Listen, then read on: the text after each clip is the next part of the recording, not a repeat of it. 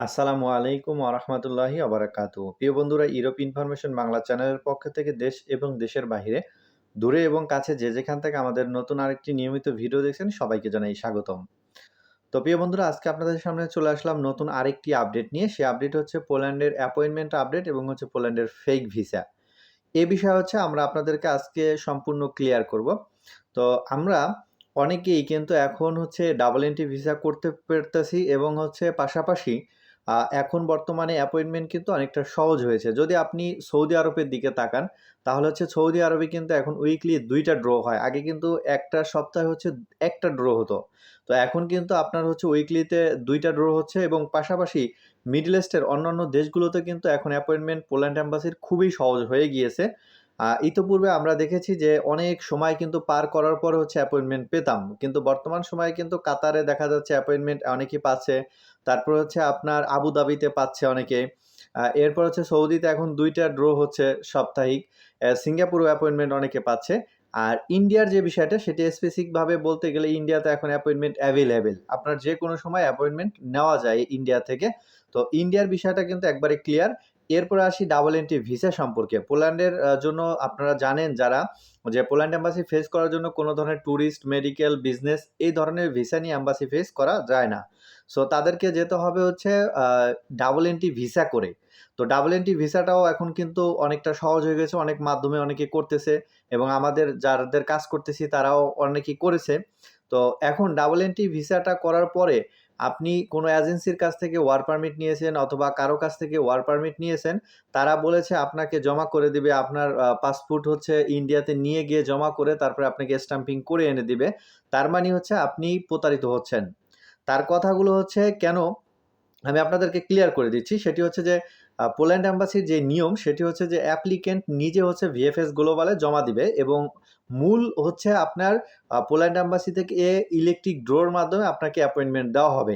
Appointment নেওয়ার পরে আপনি জমা করবেন এবং পাসপোর্টটা আপনিই কালেক্ট করবেন। কিন্তু আপনাকে যদি বলে যে এটা আমি কালেক্ট করব বা আ আপনার যে দালাল বা আপনার যে এজেন্সি সে যদি বলে আমি কালেক্ট করে দেব তাহলে আপনি ধরে নিবেন আপনাকে ফেক ভিসা দেওয়া হবে।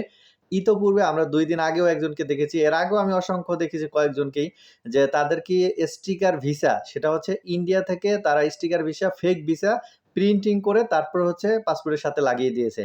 এখন আপনারা অনেকে আবার জানেন যে ওয়ার্ক ভিসা যখন আপনার করা হয় তার পরবর্তীতে আপনাকে কিন্তু বাংলাদেশ থেকে ফ্লাই করতে হলে ম্যান পাওয়ার করতে হবে। তো ম্যান পাওয়ার করতে গেলে কিন্তু আপনি ধরা খেয়ে যাবেন।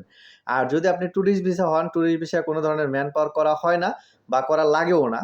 সেজন্য হচ্ছে আপনি কিন্তু ধরতে পারতেছেন না। আমাদের কাছে অনেকেই ভিসার ছবি পাঠিয়েছে। আমরা দেখলাম যে এই ভিসার যে ছবি, এই ছবি আর হচ্ছে রিয়েল ভিসার সাথে কোনো মিল নেই। তারা হচ্ছে নিজেরাই সিল বানিয়েছে, নিজেরাই স্টিকার করেছে।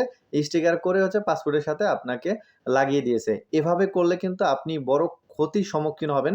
হয়তোবা বাংলাদেশ ইমিগ্রেশন থেকে আপনি পাস করে আসতে পারবেন। কিন্তু যখন পোল্যান্ডে আসবেন, তখন ওদের যে সার্ভারের ডেটা থাকে আপনার ভিসার কিন্তু নাম্বার থাকবে লাল কালি দিয়ে বাম সাইডে ছবির পাশে এবং হচ্ছে সেনজেন কান্ট্রির ভিসা আপনার বর্তমান সময়ে যেই সিস্টেম চালু করেছে যে একই দেশের যদি পারমিট থাকে ২৯ টা দেশের যেকোনো এক দেশের আপনার রেসিডেন্ট পারমিট থাকলে অন্য দেশের সেনজেন কান্ট্রি কিন্তু সেটা চেক করতে পারবে। সেই সার্ভার কিন্তু অলরেডি উন্মোচন করে দিয়েছে ইউএ। তো আমরা সাধারণত যারা আছি তারা হচ্ছে দেখব সাধারণভাবে যে ফেক ভিসার যেন বা প্রতারিত না হই, দালালের কথা যেন বিশ্বাস না করি। পোল্যান্ডের নিয়ম হচ্ছে আপনি ওয়ার্ক পারমিট পাওয়ার পরে ওয়ার্ক পারমিট দিয়ে অ্যাপয়েন্টমেন্ট নিতে হবে। অ্যাপয়েন্টমেন্ট নেওয়ার পরে আপনারটা আপনাকে জমা করতে হবে। আবার অনেকে বলবে যে বাংলাদেশ ভিএফএস গ্লোবালে আপনাকে জমা করিয়ে দেবে। দেখেন পোল্যান্ড এম্বাসির আ কিন্তু বাংলাদেশে নেই। এটা আপনাকে করতে হলে ইন্ডিয়াতেই কিন্তু যেতে হবে। যদি আপনি মনে করেন যে বাংলাদেশ থেকে করতে পারবেন বা আপনাকে করে দিবে কেউ তাহলে কিন্তু আপনি প্রতারণার শিকার হচ্ছেন। এবং সাধারণত আমরা দেখতে পাচ্ছি যে অনেকেই কিন্তু work permit, fake work permit দিচ্ছে। পূর্বের কারো একটা ওয়ার্ক পারমিট সেখানে আপনার এডিট করে আপনার হচ্ছে নাম বসিয়ে দিচ্ছে, আপনার জন্ম তারিখ বসিয়ে দিচ্ছে। এই ধরনের অনেক কাজ আমরা ইতপূর্বে দেখেছি অনেকে আমাদেরকে ওয়ার্ক পারমিট দিয়েছে। আমরা চেক করতে গিয়ে দেখছি যে পারমিটের সাথে কোনো মিল নেই এবং হচ্ছে ইমিগ্রেশনের যেই কোড থাকে, পোল্যান্ডের প্রত্যেকটা সিটিতে একেকটা ইমিগ্রেশন থাকে এবং ওই ইমিগ্রেশনের ইন্ডিভিজুয়াল একটা কোড থাকে। এই কোডের সাথে ওই ইমিগ্রেশনের নাম থাকে। তো এইগুলা কিন্তু আমরা অহরহ দেখতে পাচ্ছি অনেকেরই যে এই ধরনের ঝামেলা হচ্ছে, work permit, fake work permit দিচ্ছে, ফেক ডকুমেন্ট দিচ্ছে। তারপর আপনার কাছ থেকে টাকা নিয়ে যাচ্ছে। এরপর আমাদের দিয়ে অনেকে চেক করে নিচ্ছে ওয়ার্ক পারমিট।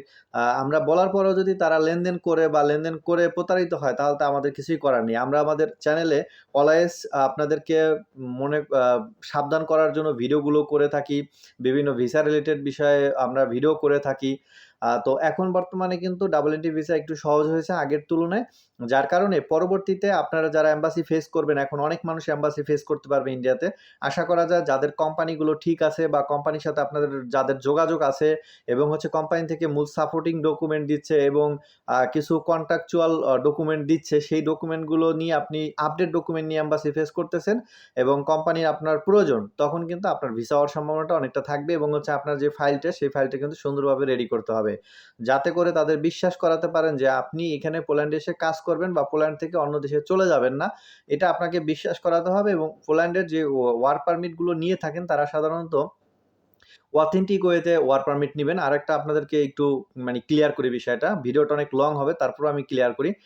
পোল্যান্ড থেকে যে সকল ওয়ার্ক পারমিট গুলো নিবেন, সেগুলো অবশ্যই আপনি যাচাই-বাছাই করে নিবেন যে এই কোম্পানিটা আসলে পোল্যান্ডের যেই নাগরিকত্ব রয়েছে, যারা পোল্যান্ডের লোক বা পোলাস্কা বলে, এই পোলাস্কা যারা, তাদের কোম্পানি কিনা।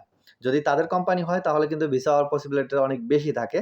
কারণ হচ্ছে ইউক্রেনীয়রা এই দেশে কোম্পানি খুলে আপনার হচ্ছে অনেককে ওয়ার্ক পারমিট দিচ্ছে, অহরহ পারমিট বিক্রি করতেছে। আমাদের সাথে অনেকেরই পরিচয় আছে, এরকম অনেকেই পারমিট নিচ্ছে। অনেক সময় আমরা অনেক কিছু বলতে পারি না অনেককে। কারণ বলতে গেলে সে অনেক কষ্ট পাবে, অথবা এত টাকা দিয়ে ওয়ার্ক পারমিট এনেছে, আনার পরে হচ্ছে এখন যদি ভিসা না হয়, তাহলে বলবে যে আপনারে দিয়ে কাজ করাইতে আইসেই ভুল হইলো। মানে আমি যখন অ্যাপয়েন্টমেন্ট নিতে যাই, তখন দেখি যে একই ওয়ার্ক পারমিট অনেককে দিয়েছে।